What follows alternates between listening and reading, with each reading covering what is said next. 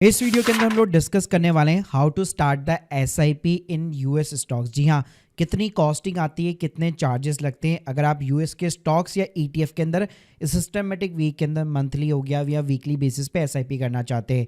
दो ऐप्स को पर्सनली मैं यूज़ करता हूँ, दोनों का एक्सपीरियंस आप लोगों के साथ में शेयर करूँगा।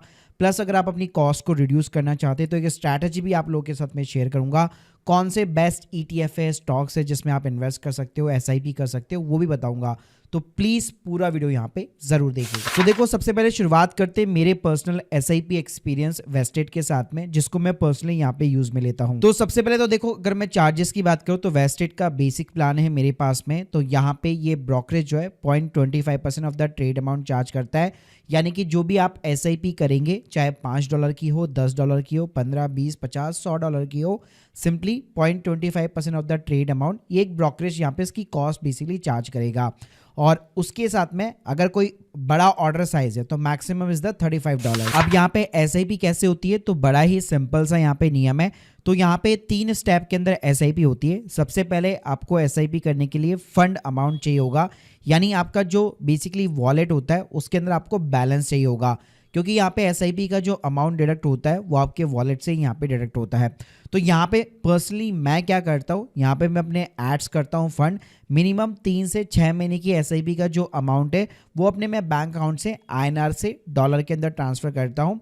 और पर्टिकुलरली देखता रहता हूँ कि जब भी मेरे को अच्छा रेट्स मिलता है उसी टाइम पे मैं एक साथ जो है 3 से 6 महीने का अमाउंट यहाँ पे अपना ट्रांसफर कर देता हूँ। उसके बाद में यहाँ पे एसआईपी करना बिल्कुल ही सिंपल है। जो भी स्टॉक के अंदर पर्टिकुलर या फिर आप लेट सपोज ईटीएफ के अंदर यहाँ पे एसआईपी करना चाहते हैं, फॉर एन एग्जांपल मान लीजिए मैं ट्रिपल क्यू, ये एक बहुत पॉपुलर ईटीएफ है यहाँ पे नेस्डेक के अंदर इन्वेस्ट करने के लिए। इंडेक्स बेस्ड पूरा ईटीएफ है, एक्सपेंस रेशियो भी बिल्कुल कम है। तो यहाँ पे आप क्या कर सकते हैं, अगर आपको एसआईपी करनी है तो साइड में आप देख सकते हैं क्रिएट रिकरिंग इन्वेस्टमेंट का आपको ऑप्शन दिखाई देगा।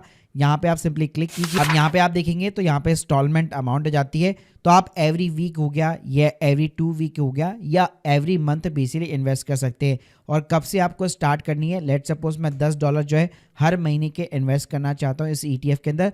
प्लस ध्यान रखिएगा जो भी आपका अमाउंट यहाँ पे आप इंसर्ट करेंगे उसमें से कमीशन जो इनका ब्रोकरेज रहता है 0.25% ऑफ द ट्रांजेक्शन वैल्यू वो डिडक्ट हो जाता है। जैसे मैं आपको अपना ट्रांजेक्शन भी यहाँ पे दिखा देता हूँ, जैसे स्क्रीन के सामने आप देख सकते हो। जैसे कि मैं ये S&P 500 वैनगार्ड के अंदर इस ETF के अंदर निवेश करता हूँ, तो मान लो मेरा $15 का इन्वेस्टमेंट हुआ, तो यहाँ पे आप देख सकते हैं $0.03 के समथिंग मेरा यहाँ पे ब्रोकरेज डिडक्ट हो गया। तो वेस्टेड का ना बड़ा ही सिंपल सा बेसिकली फंडा है कि यहाँ पे जो भी आपके वॉलेट के अंदर बैलेंस होगा उसी से आपका एसआईपी का अमाउंट यहाँ पे डिडक्ट होता है। तो अगर मैं कॉस्ट की बात करूँ, 2 टाइप की कॉस्ट आएगी। एक तो आप जब आईएनआर से डॉलर के अंदर पैसा कन्वर्ट करने जाओगे तब आपकी एक कॉस्ट आती है, यानी कि कॉस्ट आपका जो कन्वर्जन चार्जेस होता है। और इसमें भी बात करूं, अगर एक्सिस बैंक है, एचडीएफसी बैंक है, तो वहाँ पे आपकी जो फिक्स फीस होती है 500 से 1000 रुपये, वो ऑलमोस्ट ज़ीरो हो जाती है। तो अगर एक्सिस बैंक, एचडीएफसी बैंक है तो ज़्यादा आपको बेनिफिट देखने को मिलता है। इसके अलावा अगर आप ट्रेडिशनल बैंक्स के थ्रू भी यहाँ पे ट्रांसफ़र करते हो तो बल्क में एक अमाउंट यहाँ पे 3 से 6 महीने की एसआईपी का ट्रांसफ़र करते हो, तो वहाँ पे भी आप एक कॉस्ट इफेक्टिव तरीके से ट्रांसफ़र कर सकते हो। अब गाइस, जो दूसरा प्लेटफॉर्म है वो यूज़ में लेता हूँ मैं IND मनी को। तो यहाँ पे भी मैंने एसआईपी का जो है एक्सपीरियंस किया हुआ है। अब इसके भी अगर मैं चार्जेस की बात करूँ तो सेम ब्रोकरेज जो वेस्टेड चार्ज करता है वही ये चार्ज करता है, 0.25% ऑफ द ब्रोकरेज अमाउंट। बस अगर ऑर्डर का साइज बड़ा हुआ तो वहाँ पे मैक्सिमम $35 था और यहाँ पे $25 के अकॉर्डिंग है। देखिए, अगर मैं IND मनी की यहाँ पे बेसिकली बात करूँ तो यहाँ पे भी जो एसआईपी का सिस्टम है वैसे वेस्टेड के अकॉर्डिंग ही है, लेकिन एक यहाँ पे मेजर चेंज आपको ये मिलेगा कि आपका जो बैलेंस डिडक्ट होता है एसआईपी का वो वॉलेट से डिडक्ट नहीं होता, वो हर बार बेसिकली आपको जो है अपने वॉलेट के अंदर मनी ऐड करनी पड़ती है। मैं आपको प्रैक्टिकल दिखाता हूँ। जैसे आप देख सकते हो मैं अपनी IND मनी ऐप के ऊपर यहाँ पे आ चुका हूँ। मान लीजिए मैं वॉलमार्ट के स्टॉक के अंदर यहाँ पे एसआईपी करना चाहता हूँ, तो यहाँ पे आप देख सकते हैं एसआईपी का ऑप्शन आपको देखने को मिल जाता है। और फ्रिक्वेंसी भी अगर आप देखेंगे तो यहाँ पे भी आपको मंथली और वीकली देखने को मिल जाती है। और यहाँ पे आप एसआईपी डॉलर्स के अंदर नहीं, आपको इंडियन अमाउंट यहाँ पे डालना पड़ेगा। उसका सिंपल सा रीज़न है, नीचे अगर आप देखोगे तो यहाँ पे आपको एक ऑटो पे की लिमिट देखने को मिलती है। ऑटो पे क्या होता है, यहाँ पे अच्छी बात यह है कि फेडरल बैंक का आपका एक अकाउंट खुल जाता है IND मनी के साथ में, तो वहाँ पे आपकी जो कॉस्ट होती है वो बहुत ही मिनिमम आती है फंड ट्रांसफ़र करने को लेकर। लेकिन यहाँ पे जितनी बार भी आपकी SIP डायरेक्ट होगी वो वॉलेट से डायरेक्ट नहीं होगी, आपका ऑटोमेटिकली ऑटो पे एक बार आपको अप्रूव करना पड़ेगा। मतलब इसको आप ये समझ लो ऑटो डेबिट की तरह कि पर्टिकुलर जैसे जो भी आपकी डेट सेलेक्ट होगी उस दिन आपके अकाउंट से पर्टिकुलर पैसा ऑटोमेटिकली डेबिट होगा।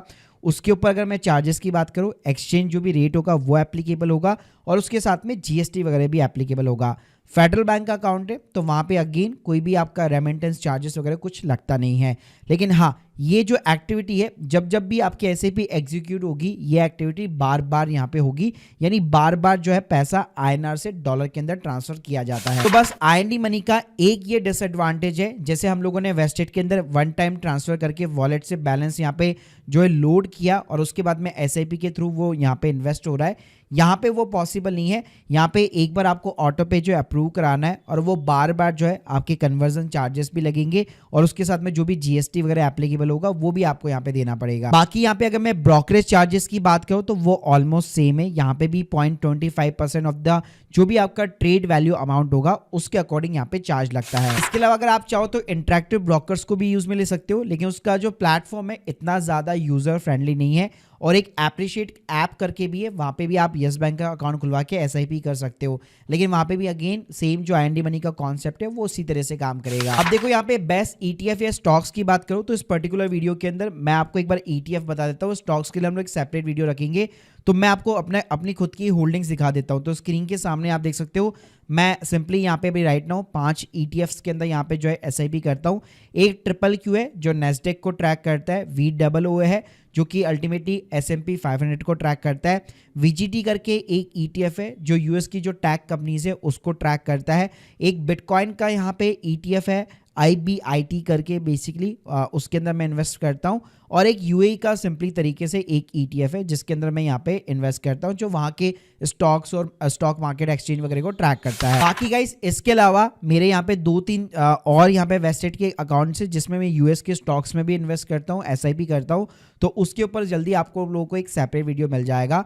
बाकी आप लोगों का क्या एक्सपीरियंस रहा है जो पर्टिकुलर US के स्टॉक्स में SIP करते हैं, प्लीज़ मुझे कमेंट बॉक्स के अंदर ज़रूर बताइएगा। Thank you guys, thank you very much.